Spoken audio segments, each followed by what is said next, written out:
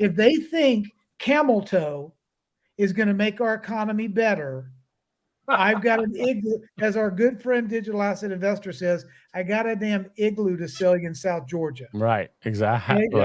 DEI. These people aren't here to Yeah. help us.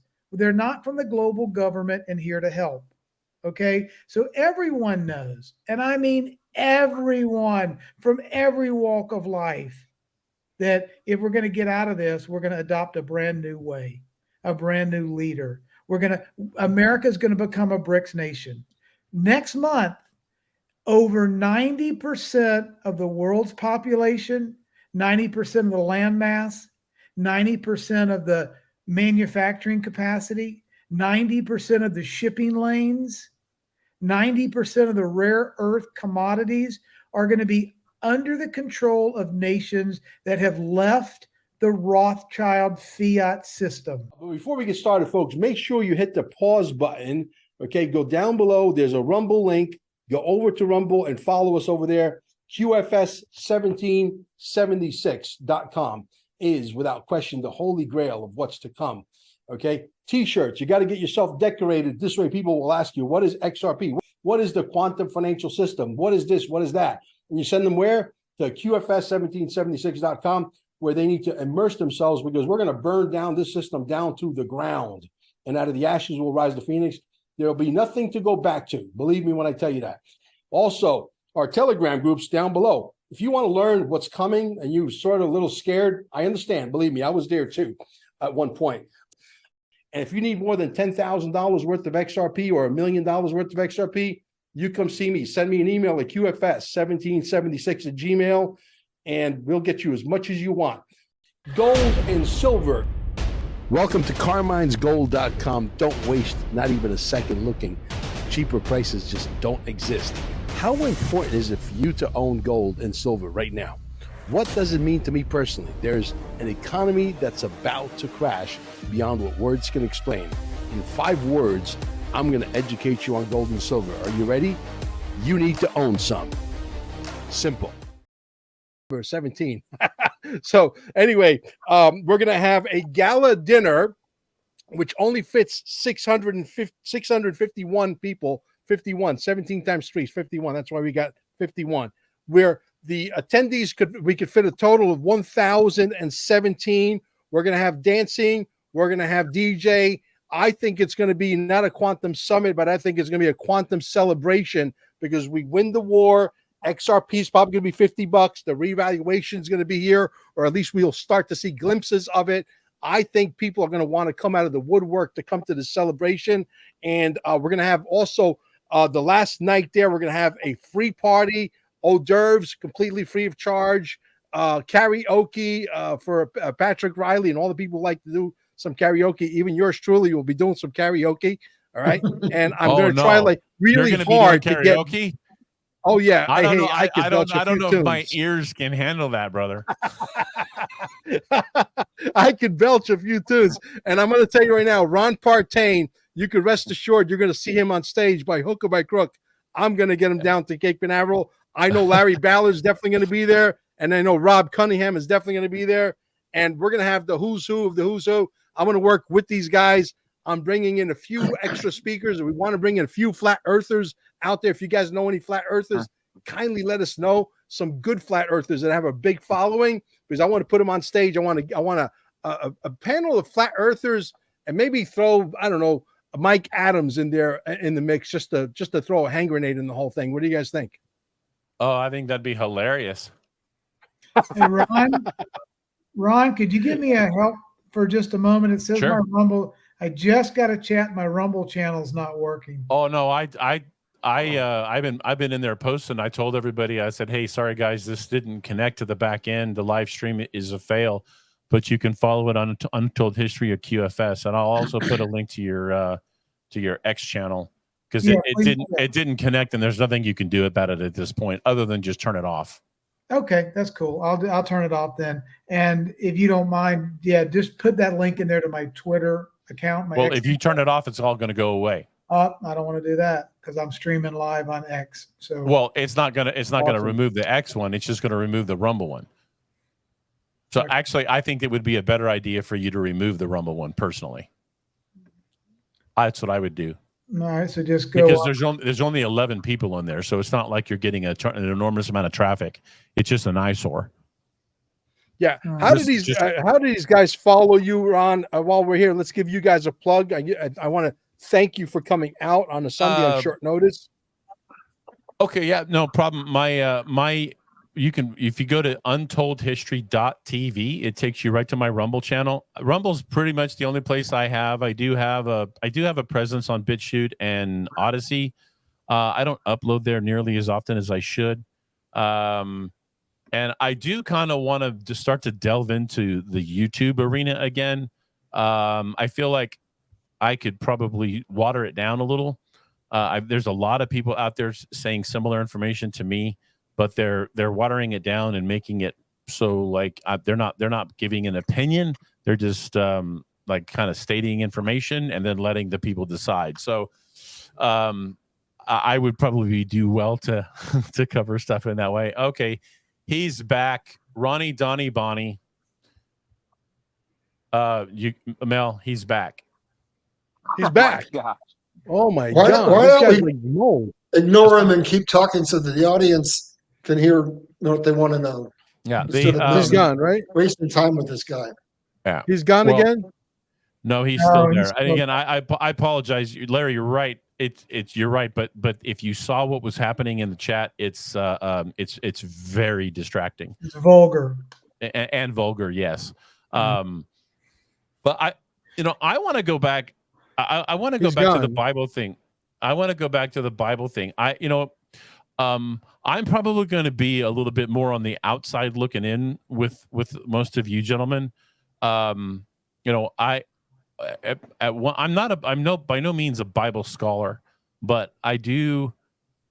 I'm obviously not a novice, and I was raised in the Church of Christ, and then kind of ultimately went over to a non-denominational church where it was very, it's evangelical, and it's all about rapture theology and a lot of futuristic stuff coming. And about 2006, I was made aware of some information that kind of took me on down a really different path, and it took me about probably 8 to 10 years to make the full transition over to basically a hyper preterist. And are you guys familiar with what preterism is, or what a preterist believes? So preterist believes that all the prophecy in the Bible has already been fulfilled, that there's no futuristic second coming. The second coming was a localized event that happened back in AD 70 with the destruction of Israel. And is Israel, what was Israel? God called Israel a harlot, a adulterous bride. And what was the punishment for adultery in the Bible? Oh my God, this guy again. Yeah. Okay, somebody deleted. By the way, you're now a moderator, Ron. Sorry about that. All right. The punishment for adultery in the Bible was death by stoning. Well, how was Jerusalem destroyed? Jerusalem was destroyed by catapults launching 100-pound stones against the walls for a period of I don't know how long the siege of Jerusalem was, but at the end of the day, when the temple was destroyed, all of the birth records were destroyed. Therefore, nobody from the original 12 tribes could otherwise at that point trace their lineage back because of all the birth records were gone. So I look at modern day, the people who occupy Palestine now, people who call themselves Jews today. I don't view them as biblical Israel. I view them as a people who are claiming to be Israel, but they really are not. And as Romans said, the synagogue of Satan, because when you look at what they worship, being the Talmud, and what they say about Christ, that Christ was a false prophet and is burning in hell in human excrement. That's what the Talmud says about Christ. And the vast majority of the Zionist Jews, that's what they believe. And and forgive me, because this is not a rant against Judaism or Jews at all, because I absolutely believe there's good people I detest people who say, "Oh, well, it's all about the Jews." That's like saying it's all about black people. You can't do that. You can't make that overall assumption. But bringing it around to what I tend to believe is I tend to believe that when you look at the apocalyptic language of Revelation, it specifically talked to the stars falling from the sky and the heavens melting. I mean, it's very similar to all the apocalyptic language that was in the Old Testament, and it always talked about God coming in judgment of a nation. And I believe God came in judgment of Israel. Therefore, the modern day state of Israel, which I believe the vast majority of evangelical Christians in the United States falsely believe that is the equivalent of biblical Israel, I think that is one of the biggest problems in this country. To subscribe to that belief, and I'm going to stop there because I don't want to go too deep. I want to if you guys have questions, I want to Ron, Go let ahead. me do a little triage on this, if you don't mind. From Fire my away. and Larry, please correct me if I say this incorrectly. Biblically speaking, from a faith perspective, being of Jewish faith or being Israeli is not about genetics, and it's not about a geography. Okay. It's not about a border of a landmass or the genetics in your body. It's about your belief system, your ideology. There are multiple examples where God turned his back on people that disregarded, disrespected, disobeyed, did not follow the faith, and he let them eat their own dog food for being dumbasses. And when they repented and turned back, repent is a legal term. When they got back right with the law and corrected their ways, they were blessed again. Mm-hmm. So this whole argument about Israel this and IDF and Hamas and Palestine and genetics and land rights and the UN charter that gives us a new piece of property and name stealers and Khazarian mafia and all this this is all missing the point on purpose. The point is, who believes in the law, the Christed spirit that's within us, the omnipotent, omniscient, omnipresent creator and intelligent designer, and who doesn't? If you want to go rogue and figure it out yourself and do everything with 3D intellectual thinking, knock yourself out. If you want to be in alignment with the law, then you can have all of the blessings and benefits and reward of the book says, look, we have to separate religiosity, which is toxicity, which is sandpaper, which is a pain in the ass, from faith. Faith and religion have nothing to do with one another. That's right. Now, I 1000% agree, because I look at, so I have a relationship with God and I have faith in God, but I don't look at Christianity today as really more than just for the most part, a group of people who get together on Sunday, go and hear a sermon, and then think that they're Christians, when really that's not Christianity, that's churchianity. You're just being a part of a church on Sunday. And Ron, let's talk about what's happened 2,000 years ago to today. Okay, 2,000 years ago, three groups of people nailed Jesus Christ to a cross. Right. He stood up on the hillside during Holy Week and watched the money changers screw over the people, give them 5 cents on the dollar, screw them over the shekel exchange. He got mad that these money changers operating out of the temple, protected by the politicians, were screwing the people. So he goes down, he flips over the money changer tables and beats the shit out of them with a bullwhip. And 5 days later, they nail him to a cross. Guess what? Today, we have money changers, politicians, and as Karl Marx says, the opiate of the masses, the religious folks that are selling memberships and asking for 10% revenue and getting tax-free revenue from their politician buddies, with the religious class that Jesus spoke against, and the politicians and the money changers are still in charge today writ large.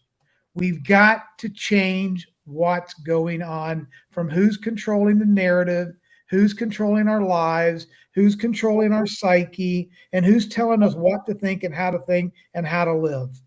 Okay. Right. I Membership has no privileges. The relationship with God, the Creator, and Christ, that's where the power exists, not in membership.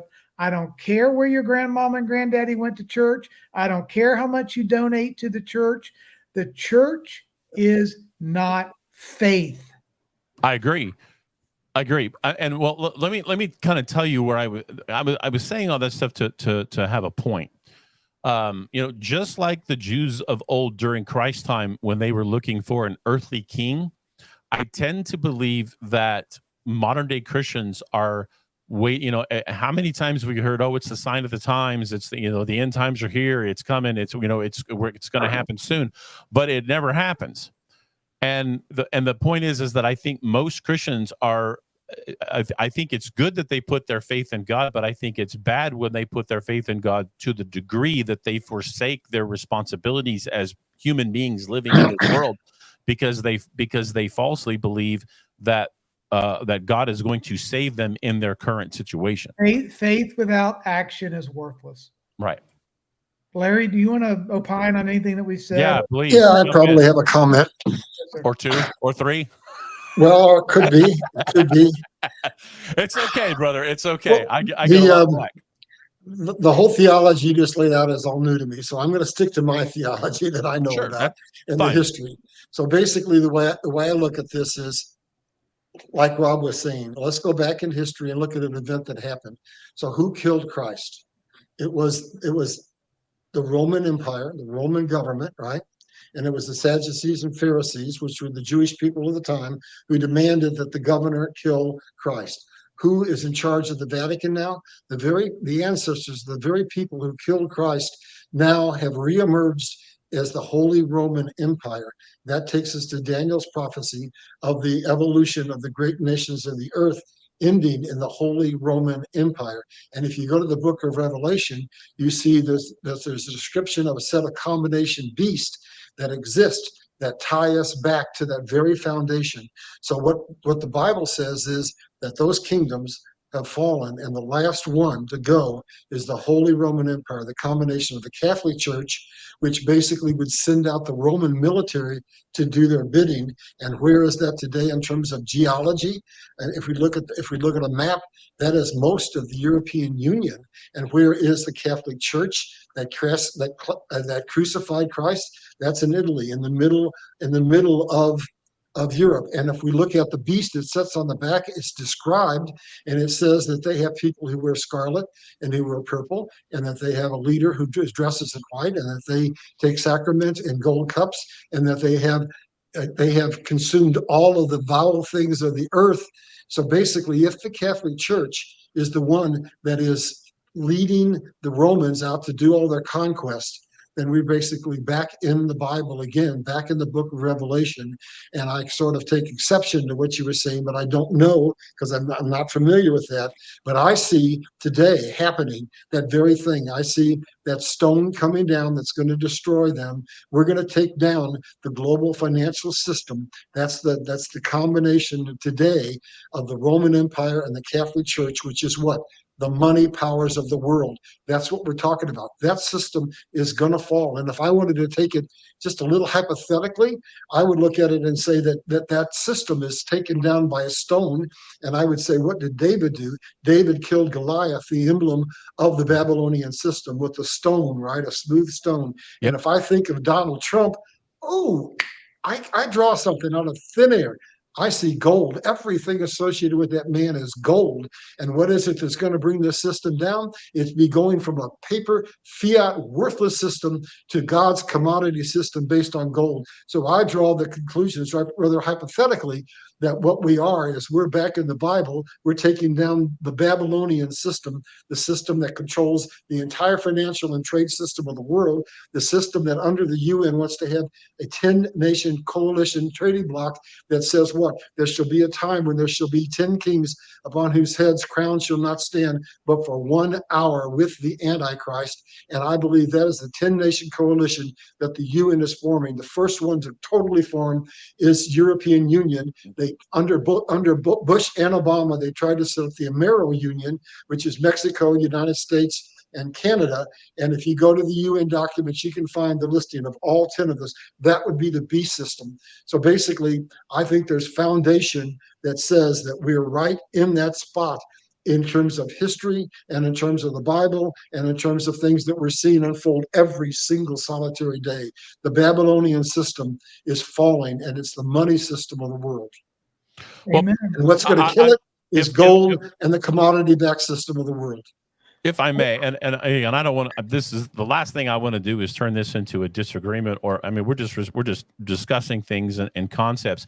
And trust me when I say this, it took me 10 years to have the position that I have. So it's not something that I just heard and is like, oh, I'm convinced. No, it took me a long time to embrace that position, and I'm probably not as good as defending it as I should be. But I will say that I do everything that you're saying is right, but my humble opinion is that is man or a specific group of men, call them Zionists, who have employed that belief system within they've infused that belief system within the church, and the church believes that and act upon it as though it's biblical. When I don't really think that it is as biblical as they think it is, I think it's been pushed in there as a belief system to get the vast majority of Christians to subscribe to the exact same notion that you have. And again, I know that might sound heretic, and that's not my intention. Again, like I said, the position that I hold is not something that it just. Hey, No, Ron, maybe it's best let's move on. We could do this. We could do this for 7 days, okay? Yeah, and I don't want it to be, and I don't want it to be contentious because trust me. No, the audience turned in to hear about the monetary system, the election system. Right. Let's turn the conversation to World Liberty Financial tomorrow night at 8:00. Probably one of the most significant. Look, the last time Trump was on Twitter was January the 6th. Okay, of 2001. He gave his speech. Everyone, please go home peacefully. Thank you for coming. Let's be peaceful. Let's go home now. It's time to leave. They cut his account. The next tweet, other than take off the broadcast he did with Elon Musk, that was just a conversation that Elon sort of hosted, and they had a discussion on X. But the first tweet from the time that Donald Trump's account was cut off on January the 6th of 2021 to Friday, his next tweet was at World Liberty Financial. Didn't call it American Liberty Financial. He didn't call it Trump's Financial. That's interesting. Trump's Financial New Company. Baby. Okay. He didn't call it, he called it World Liberty Financial. What is it about? DLT. His 24-second video, if you go to look at his timeline on X, talks about how we're leaving the old banking system behind. We're going to bold new banking, and we're not doing Build Back Better. Okay, we're doing bold new banking that is going to basically, and if you want to go scriptural on this, think of it in this concept. You cannot pour old wine into a new sack. It'll explode. Mm-hmm. Okay. If we're going from a fiat system to a digital system, from a debt system to an asset system, and we want to have interoperability with gold backing on a level playing field so all 195 countries and citizens in those countries can operate with utility, transparency, accountability, efficiency, and safety.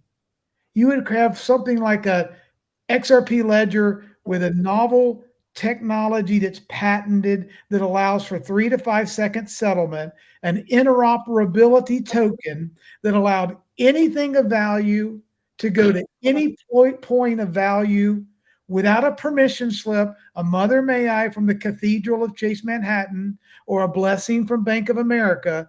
We would have a utility token that would take the fat fingers of the central bankers and the private owners out of the equation, and we would be able to move value and life and property and title and taxes and cars and gold and silver and XRP and Bitcoin and Ethereum, whatever the hell we wanted to move from point to point, as long as it was lawful, without anybody else lording over us and giving us permission to transfer value from point to point and person to person.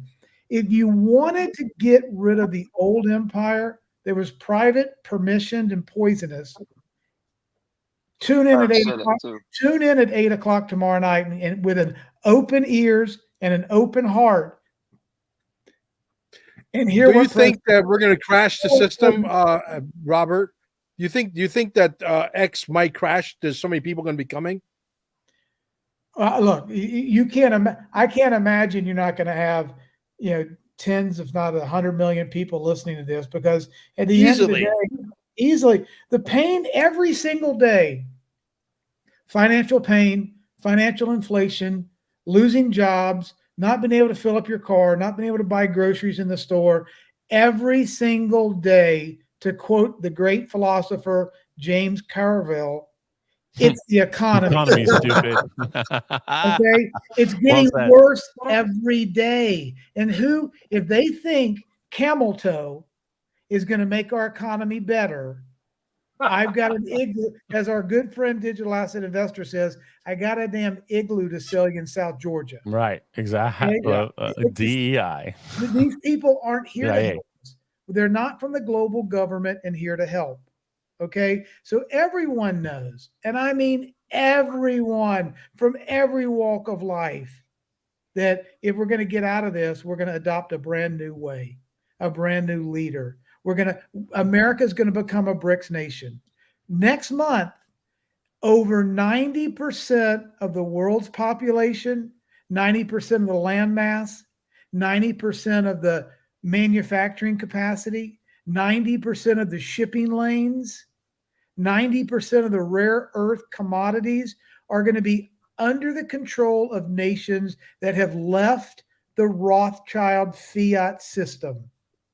90% of the world. If anyone listening to this conversation believes that America can strike up the band and call NATO and crank up the B-52s and go beat up 90% of the world and make them come back to Papa and come back to the U.S. fiat dollar, the world reserve currency, they've lost their minds.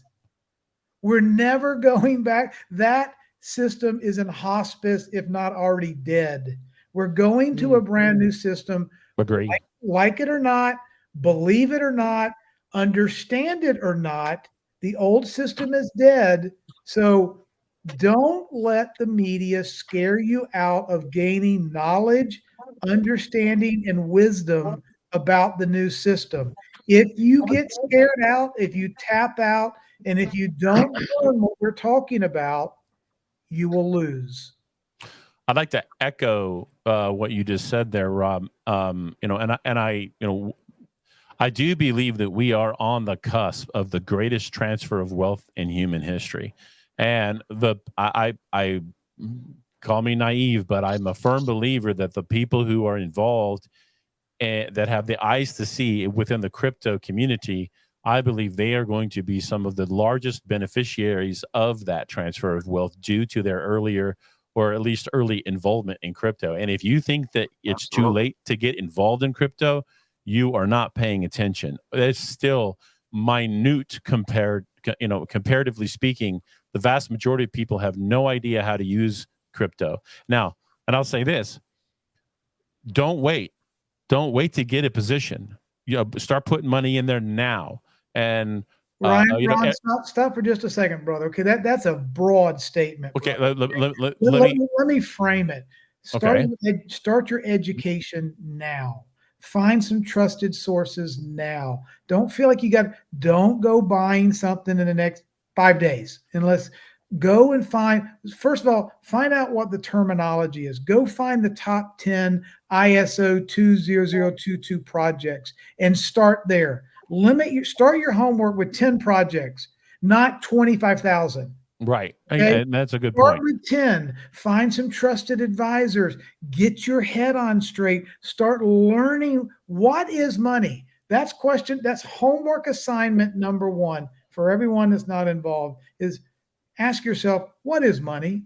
What does it even mean? What's a human account? What's a I'd like to finish my thought because I want to say it's not going to be as hard as people think. correct? You know, it's and the reason and let me give you a couple of examples. All right. Well, in 1995, nobody knew what email was. By 2005, every single person had an email. And same thing with cell phones. I mean, it's almost impossible to find a landline anymore because everybody's just got their own number that they carry around with them. So, you know, don't let the, oh, well, that's new technology and I don't want to learn about it. No. You learn about it. When I say that there are opportunities to invest in Amazon like there were in 1994, those opportunities are out there now. And that's to be part of that transfer of wealth. And so, you know, Ron, let me say this to put this in context. Yep. There on my timeline, there's a gentleman named Smoke Dog and Echo the Truth. These are two gentlemen do fantastic research. But I want to put this in context. The amount of value in the world, stocks, bonds, real estate, derivatives, options, contracts, annuities, life insurance, land, real estate, gold, silver, throw it all the currencies in the world, debt, derivatives, T-bills, treasuries, stocks and bonds, put it all in, okay? The amount of money that's going to move across like an XRP and an XLM ledger on a daily basis will represent more than the Fortune 1000 companies' revenue combined. correct. On a daily basis. When we start talking about all the money in the world moving across these digital highway systems, people today have a chance to own part of the infrastructure of these new highways that are going to move. Think about this. All the products and services that Amazon sells every day in 150 countries, all the washing machines and towels and soap and t-shirts and whatever the hell they sell, Amazon Web Services, all their products, all of that on a daily basis is a whisper compared to the total value that's going to move over the XRP ledger and over the blockchain of blockchains and over HBAR and XLM and Algorand and all of these different blockchain. Let me end it here and I'll shut up. Brian Brooks was the former comptroller of the currency under President Trump. And he says, crypto is a bad name. Crypto is not about changing currencies. Cryptocurrency is about changing the way central banking works. It's about taking it away from central banking and making it decentralized down to the bottom up, we the people level. Crypto is about dissolving the central banking system. We're at a time in history when we can become fractional owners. Can you imagine if back in 1913 we could buy stock in the Federal Reserve? How wealthy would we be if we were shareholders? Right. Look at the people that own. If you were an early shareholder of Coca-Cola, you're pretty damn fabulously wealthy. Coca-Cola is nothing compared to the Federal Reserve. Well, I'm telling you right now, the new digital architecture and the blockchain of blockchains, distributed ledger technology, and the DeFi system that President Trump is going to be talking about tomorrow night is going to make Coca-Cola and the Federal Reserve and Amazon look like peanuts. Yeah. And if I may, Rob, this is not a once in a lifetime opportunity. This is literally almost like a once in a species opportunity that we have in our society right now. This is like your chance that no other human being in the world has ever been given. We're the first generation to get it. Don't squander it, because I promise you will regret it. Wake up or regret it. Rob, I have a question for you. You guys are you're more knowledgeable in XRP than I am. How many XRP are out there? What is it? 200 billion? 100 million. 100 billion. So 150 billion are next. 100 billion. All right. And do either of you have any idea how much at maturity is going to be transferred nightly across borders? Well, that is going to be predicated. That's a variable number because it's going to be predicated on the price. Now, I tend to subscribe to the notion that XRP ultimately will be valued extraordinarily high, somewhere in the possibly mid to high seven or five figures. Ryan, Go ahead. let me correct you, brother. The price of XRP will not determine the flow of goods and services over the blockchain. The flows of the adoption and utilization and corporate adoption, the 1,700 non-disclosure agreements with all the different countries, financial institutions, and banks, stuff is going to be adopted at various rates. The market will assign what the value of all of that traffic happens to be. But if the market decides it's worth $100 or $10,000, is not going to change the utility function of the network. Banks will use it one way or the other. The markets, it may be set, it may not be set, but my point being is utility equals utility, and utility won't change because the price goes from 1,000 to 2,000 or 500 or 10,000. The utility will work. It's scalable. All we're doing is sending data packets from point to point. Every time the server updates, a real world asset or a tokenized piece of gold or tokenized stock goes from point A to point B at quantum speed. That's it. It's a ledgering system. Okay. I think what he was getting at, I think his question, and correct me if I'm wrong there, Larry, but I think the question that you had is do we have any idea what the value or the purchasing power of a XRP will be at its maturity? No. What I was getting at, and I may be wrong because this is not my area of expertise. I'm looking at how much money is going to flow through the international system per day. Let's say 100 trillion, whatever it is. And how much XRP is out there? Would you say 100 billion? Is that what you said? Yes. Mm-hmm.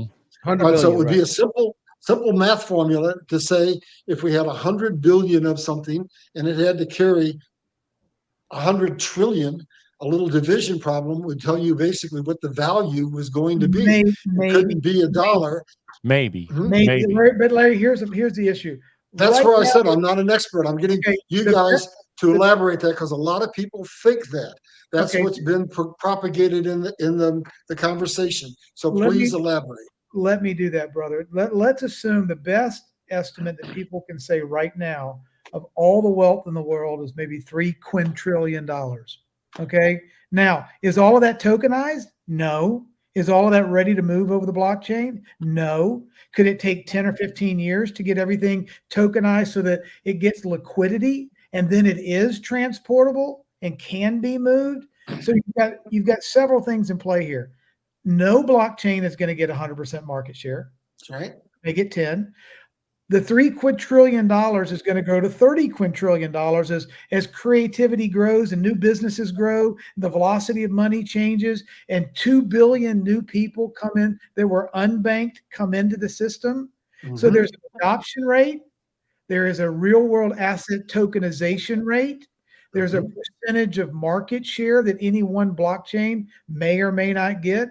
XRP and Ripple is designed to connect back offices of big banks, national treasuries, financial institutions. It's not here to transact every time you fill up your car with gas or buy a pair of Nikes or do a small business loan. It's got its own niche.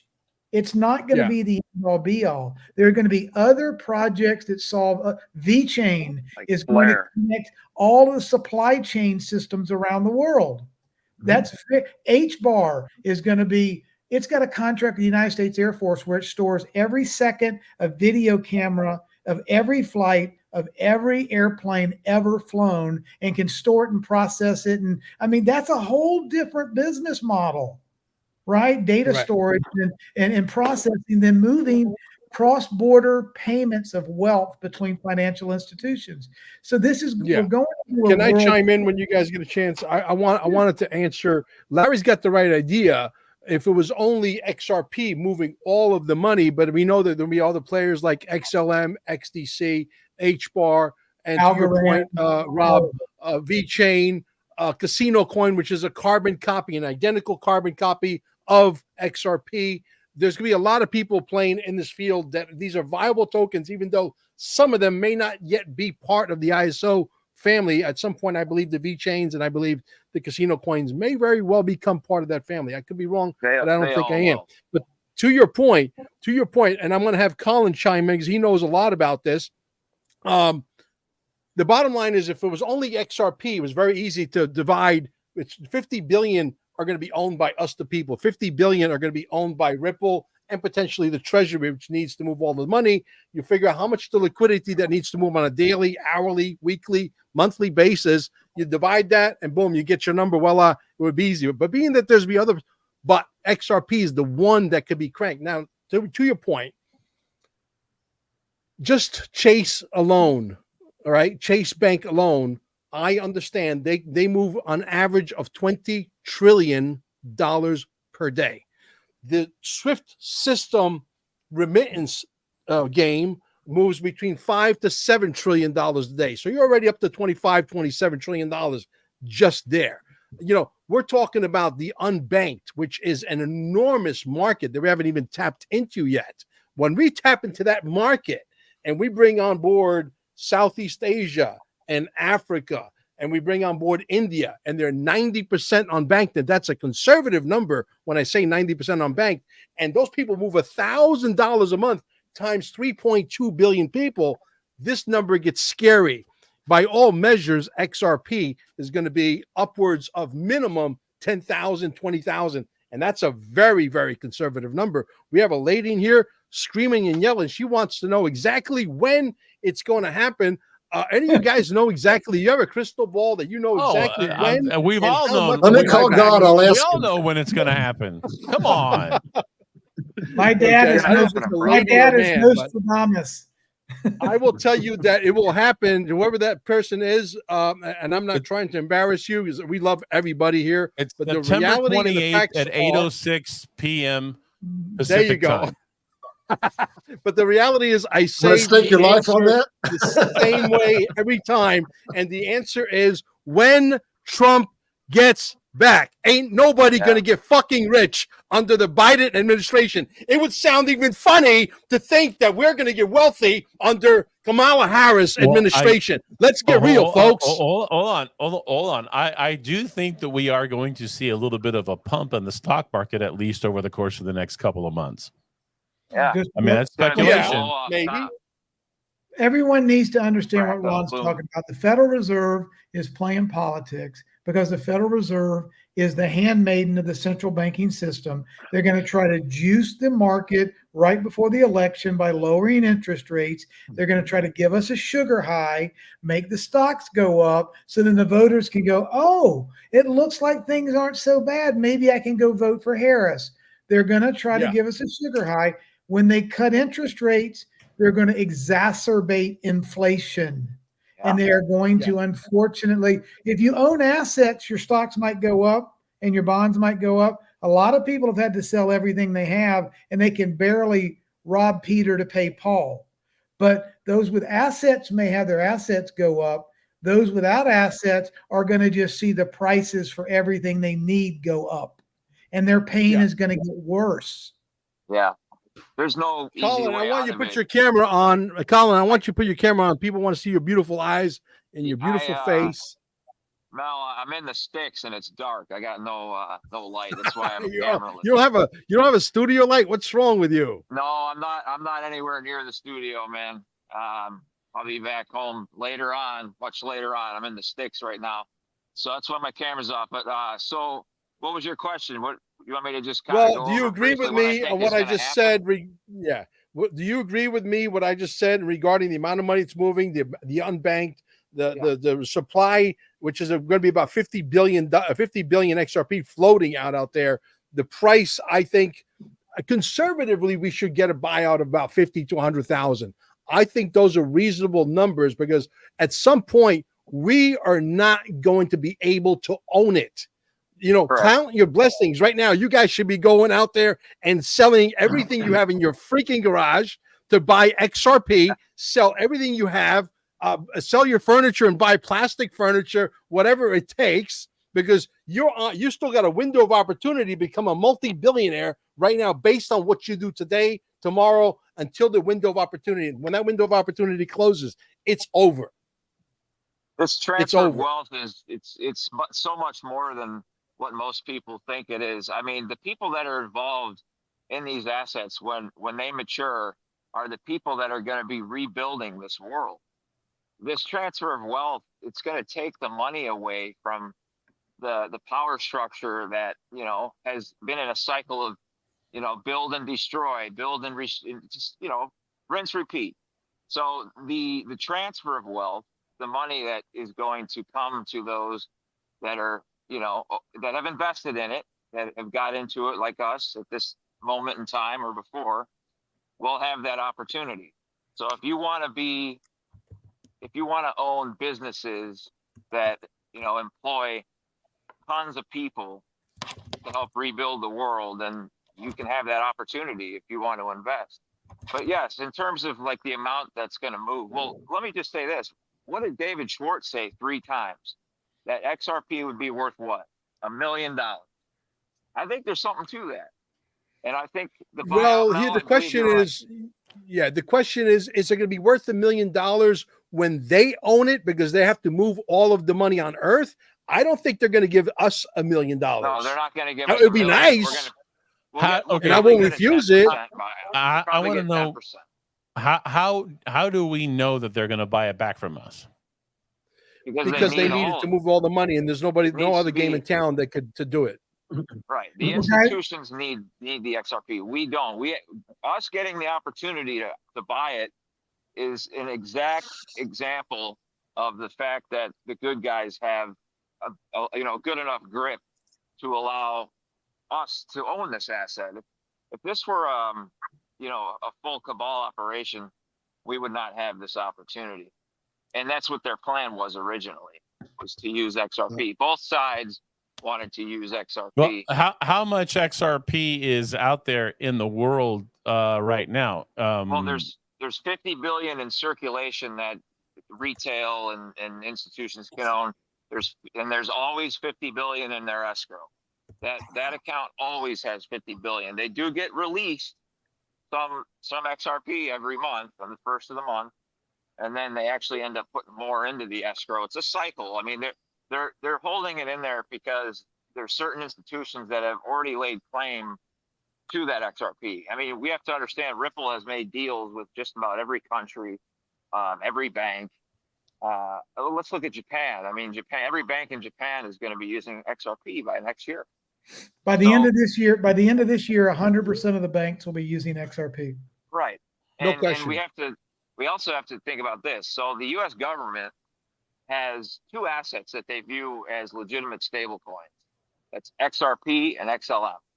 So I believe what's going to happen is we're going to have a huge liquidity crisis in the world, and this World Liberty Financial is going to use XRP as a means to fix that liquidity crisis. And the value of XRP is going to mature abruptly overnight.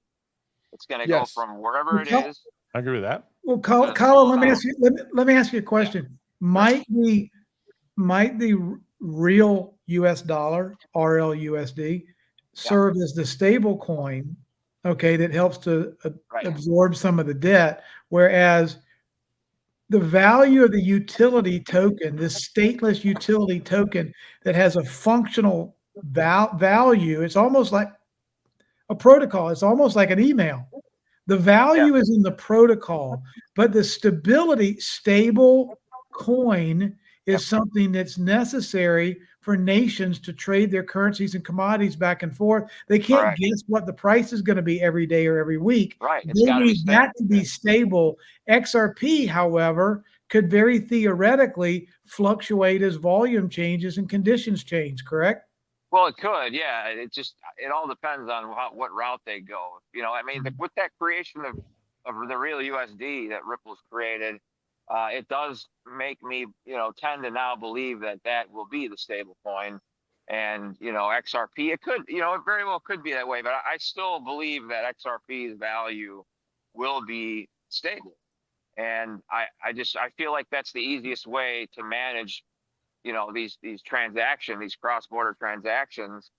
I don't know, maybe they could use both. We'll have to see what happens. But the bottom line is, you want to get into these assets. We're running out of time to buy in because we're running out of 100%. runway too. The election, Yeah. which may or may not happen, is in November, and there's a lot of stuff that's going to happen between now and then, and we could have, a storm. And I think that storm Absolutely. is coming at the end of this month.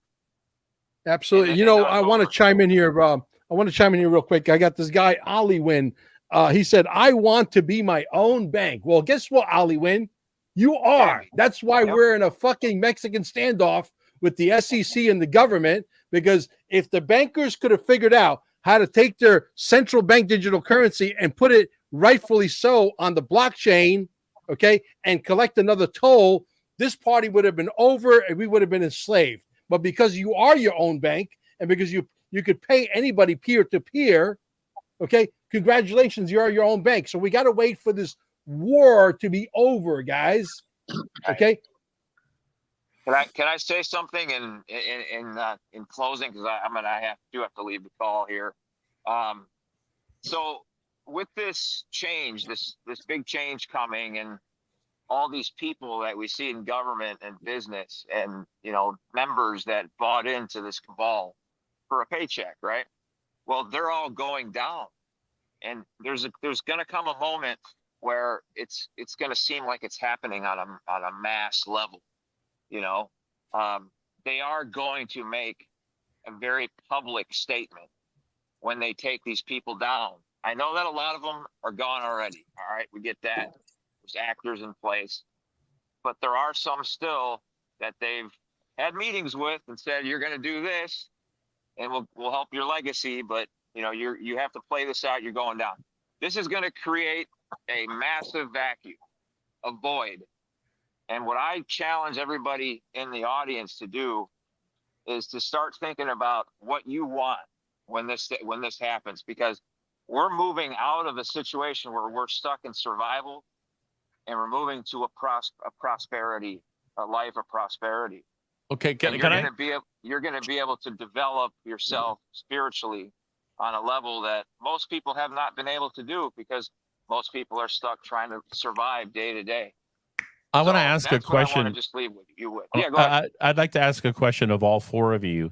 So, in your understanding of the Nasara Jasara, because I'm not a big Nasara Jasara guy. I do believe that there are aspects of that will be coming into play, but I just don't know if it's going to be into that banner. But anyway, are you guys of the opinion that there's going to be like some sort of a universal basic income where everybody's going to get paid no matter what? Yes. Okay, so because I have a hard time with that, and universal high income, as Elon Musk says. Okay, Ron, let me give you an example, just a microscopic example of how it might look.